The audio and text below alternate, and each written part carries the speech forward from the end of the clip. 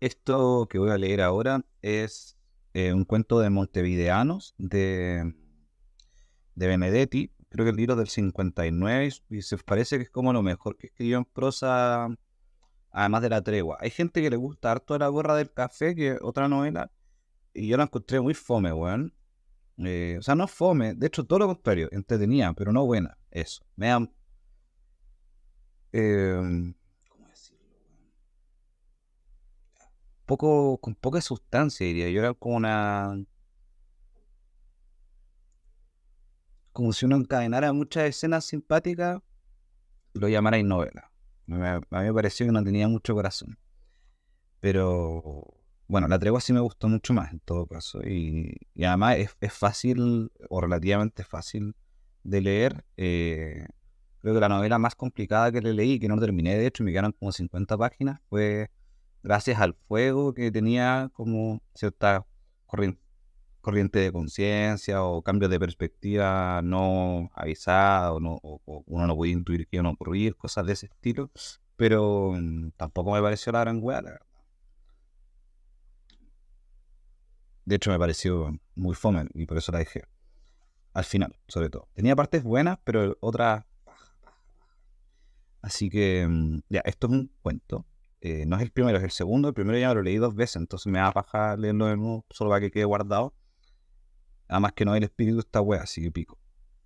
Es Se llama Sábado de Gloria y dice: desde antes de despertarme oí caer la lluvia.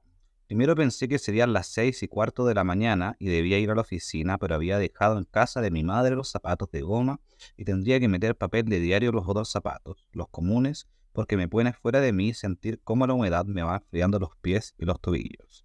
Después creí que era domingo y me podía quedar un rato bajo las frazadas. Eso, la certeza del feriado, me proporcionaba siempre un placer infantil. Saber que puedo disponer del tiempo como si fuera libre, como si no estuviera que recorrer 2 cuadras, 4 de cada 6 mañanas para ganarle al reloj en que debo registrar mi llegada. Saber que puedo ponerme grave y pensar en temas importantes como la vida, la muerte, el fútbol y la guerra. Mm. Durante la semana no tengo tiempo. Cuando llego a la oficina me esperan 50 o 60 asuntos a los que debo convertir en asientos contables, estamparle el sello de contabilizado en fecha y poner mis iniciales con tinta verde. A las 12 tengo liquidados aproximadamente la mitad y corro 4 cuadras para poder introducirme en la plataforma del ómnibus. Si no corro esas cuadras, vengo colgando y me da náusea pasar tan cerca de los tranvías. En realidad no es náusea, sino miedo, un miedo horroroso. Eso no significa que piense en la muerte, sino que me da asco imaginarme con la cabeza rota o despanzurrado en medio de 200 preocupados curiosos que se empeñarán para verme y contarlo todo al día siguiente, mientras saborean el postre en el almuerzo familiar. Un almuerzo familiar semejante al que liquido en 25 minutos completamente solo, porque Gloria se va media hora antes a la tienda y me deja todo listo en 4 viandas sobre el primus a fuego lento. De manera que no tengo más que lavarme las manos y tragar la sopa, la milanesa, la tortilla y la compota, echarle un vistazo al diario y lanzarme otra vez a la casa del omnibus.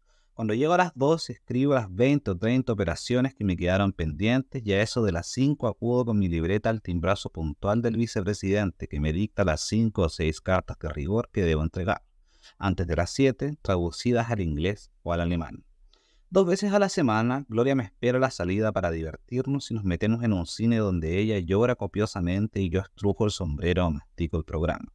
Los otros días ella va a ver a su madre y yo atiendo la contabilidad de 2 panaderías cuyos propietarios, 2 gallegos y un mallorquín, ganan lo suficiente fabricando bizcochos con huevos podridos, pero aún más regentando las amuebladas más concurridas de la zona sur. De modo que cuando regreso a casa, ella está durmiendo. Cuando volvemos juntos, cenamos y nos acostamos enseguida, cansados como animales. Muy pocas noches nos queda cuerda para el consumo conyugal y así, sin leer un solo libro, sin comentar siquiera las discusiones entre mis compañeros o las brutalidades de su jefe, que se llama a sí mismo un pan de Dios y al que ellos denominan pan duro, sin decirnos a besos buenas noches, nos quedamos dormidos sin apagar la luz, porque ella quería leer El Crimen y yo la página de deportes. Los comentarios quedan para un sábado como este, porque en realidad era un sábado el final de una siesta de sábado, porque era un porque en realidad era un sábado el final de una siesta de sábado. Yo me levanto a las 3:30 y preparo el té con leche y lo traigo a la cama y ella se despierta entonces y pasa revista a la rutina semanal y pone al día mis calcetines antes de levantarse a las 5 menos cuarto para escuchar la hora del bolero. Sin embargo, esta mañana no hubiera sido de comentarios, porque anoche después del cine me excedí en el elogio de Margaret Sullivan y ella, sin titubear, se puso a pellizcarme y como yo seguía inmutable, me agredió con algo tanto más temible y solapado como la descripción simpática de un compañero de tienda. Y es una trampa, claro, porque la actriz es una imagen y el tipo ese todo un baboso de carne y hueso. Por esta estupidez nos acostamos sin hablarnos y esperábamos una media hora con la luz apagada a ver si el otro iniciaba el trámite reconciliatorio. Yo no tenía inconveniente en ser el primero, como en tantas otras veces, pero el sueño empezó antes de que terminara el simulacro de odio y la paz fue postergada para hoy, para el espacio blanco de esta siesta. Por eso, cuando vi que llovía, pensé que era mejor porque la inclemencia exterior reforzaría automáticamente nuestra intimidad y ninguno de los dos iba a ser tan idiota como para pasar de trompa y en silencio una tarde lluviosa de sábado que necesariamente deberíamos compartir en un departamento de 2 habitaciones, donde la soledad virtualmente no existe y todo se reduce a vivir frente a frente. Ella se despertó con quejidos, pero yo no pensé nada malo. Siempre se queja al despertarse. Pero cuando se despertó del todo e investigué en su rostro, la noté verdaderamente mal, con el sufrimiento patente en las ojeras. No me acordé entonces de que no nos hablábamos y le pregunté qué le pasaba. Le dolía en el costado, le dolía muy fuerte y estaba asustada. Le dije que iba a llamar a la doctora y ella dijo que sí, que la llamara enseguida. Trataba de sonreír, pero tenía los ojos tan hundidos que yo vacilaba entre quedarme con ella o ir a hablar por teléfono. Después pensé que si no iba se asustaría más y entonces bajé y llamé a la doctora. El tipo que atendió dijo que no estaba en casa. No sé por qué se me ocurrió que mentí y le dije que no era cierto, porque yo la había visto entrar. Entonces me dijo que esperara un instante y al cabo de 5 minutos volvió al aparato e inventó que yo tenía suerte, porque en este momento había llegado. Le dije mire qué bien y le hice anotar la dirección y la urgencia. Cuando regresé, Gloria estaba mareada y aquello le dolía mucho más. Yo no sabía qué hacer. Le puse una bolsa de agua caliente y después una bolsa de hielo. Nada le calmaba y le di una aspirina. A las 6 la doctora no había llegado y yo estaba demasiado nervioso como para poder alentar a nadie. Le conté 3 o 4 anécdotas que querían ser alegres, pero cuando ella sonreía con una mueca me daba bastante rabia porque comprendía que no quería desanimar. Tomé un vaso de leche y nada más, porque sentía una bola en el estómago. A las 6:30 vino al fin la doctora. Era una vaca enorme, demasiado grande para nuestro departamento. Tuvo 2 o 3 risitas estimulantes y después se puso a apretarle la barriga. Le clavaba los dedos y luego soltaba de golpe. Gloria se mordía los labios y decía sí, que ahí le dolía, y allí un poco más y allá más aún. Siempre le dolía más. La vaca aquella seguía clavándole los dedos y soltándolos de golpe. Cuando se enderezó tenía ojos de susto ella también y pidió alcohol para desinfectarse. En el comedor me dijo que era peritonitis y que había que operar de inmediato. Le confesé que estábamos en una mutualista y ella me aseguró que iba a hablar con el cirujano. No sé qué es una mutualista. Bajé con ella y telefoné a la parada de taxis y a la madre. Subí por la escalera porque en el 6.º piso habían dejado abierto el ascensor. Gloria estaba hecha un ovillo y aunque tenía los ojos secos, yo sabía que lloraba. Hice que se pusiera mi sobretodo y mi bufanda, y eso me trajo el recuerdo de un domingo en que se vistió de pantalones y campera, y nos reíamos de su trasero saliente, de sus caderas poco masculinas. Pero ahora ella con mi ropa era solo una parodia de esa tarde y había que irse enseguida, y no pensaba. Cuando salíamos llegó su madre y dijo pobrecita y abrígate por Dios. Entonces ella pareció comprender que había que ser fuerte y se resignó a esa fortaleza. En el taxi hizo unas cuantas bromas sobre la licencia obligada que le darían en la tienda y que yo no iba a tener calcetines para el lunes y, como la madre era virtualmente un manantial, ella le dijo si se creía que esto era un episodio de radio. Yo sabía que cada vez le dolía más fuerte y ella sabía que yo sabía y se apretaba contra mí. Cuando le bajábamos en el sanatorio no tuvo más remedio que quejarse. La dejamos en una salita y al rato vino el cirujano. Era un tipo alto, de mirada distraída y bondadosa. Llevaba el guardapolvos desabrochado y bastante sucio. Ordenó que saliéramos y cerró la puerta. La madre se sentó en una silla baja y lloraba cada vez más. Yo me puse a mirar la calle. Ahora no llovía. Ni siquiera tenía el consuelo de fumar. Ya en la época del liceo era el único entre 38 que no había probado nunca un cigarrillo. Fue en la época del liceo en que conocí a Gloria y ella tenía trenzas negras y no podía pasar cosmografía. Había 2 modos de trabar relación con ella, o enseñarle cosmografía o aprenderla juntos. Lo último era lo apropiado y, claro, ambos la perdimos. Entonces salió el médico y me preguntó si yo era el hermano o el marido. Yo dije que el marido y él tosió como un asmático. No es peritonitis, dijo. La doctora esa es una burra. Ah, es otra cosa. Mañana lo sabremos. Mañana, es decir que lo sabremos mejor si pasa esta noche. Si lo operábamos se acaba. Es bastante grave, pero si pasa de hoy, creo que se salva. Le agradecí, no sé qué le agradecí, y él agregó, la reglamentación no lo permite, pero esta noche puede acompañar. Primero pasó una enfermera con mi sobretodo y mi bufanda. Después pasó ella en una camilla, con los ojos cerrados, inconsciente. A las 8 pude estar en la salita individual donde habían puesto a Gloria. Además de la cama había una silla y una mesa. Me senté ahorcajada sobre la silla y apoyé los codos en el respaldo. Sentí un dolor nervioso entre los párpados, como si tuviera los ojos excesivamente abiertos. No podía dejar de mirarla. La sábana continuaba en la palidez de su rostro y la frente estaba brillante, cerosa.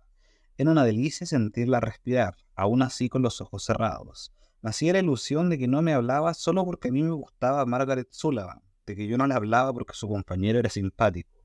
Pero en el fondo yo sabía la verdad y me sentía como en el aire, como si este insomnio fuera una lamentable realidad que me exigía esa atención momentánea, una atención de que en un momento a otro todo esto iba a terminar.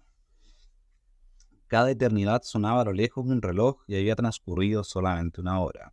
Una vez me levanté y salí al corredor y caminé unos pasos. Me salió un tipo al encuentro mordiendo un cigarrillo y preguntándome con un rostro gesticuloso y radiante.